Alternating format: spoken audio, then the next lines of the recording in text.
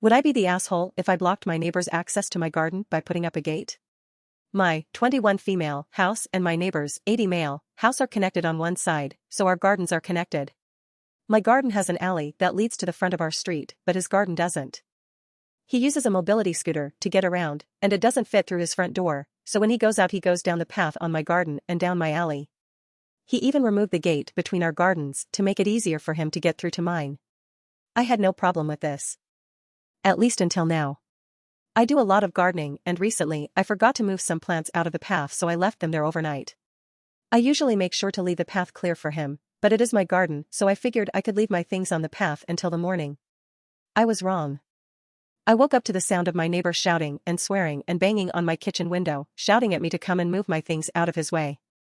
The way I see it, it's not his way and I'm doing him a favor letting him use my path. The alternative would be him using his front door and walking to a taxi to get where he's going. So it's much more convenient for him to use his mobility scooter to get to the street via my garden. But since he's been so rude to me, I feel inclined to revoke his access to my garden.